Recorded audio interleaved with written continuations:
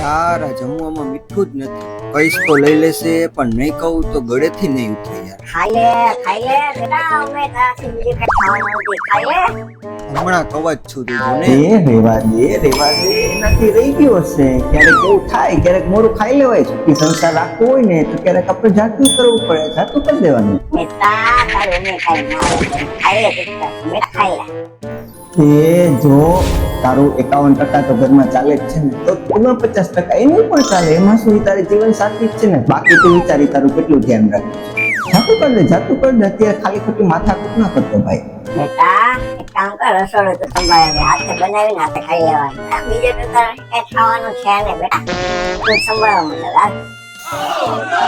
ખુશ્બુ યાર, આમાં મીઠું જ નથી નાખ્યું યાર. અરે ધ્યાન ક્યાં હોય છે રસોઈ ટાણે યાર? આમાં ક્યારેક વાળ આવી જાય, ક્યારેક મીઠું ના હોય, તો શું કરો છો રસોઈ ટાણે યાર?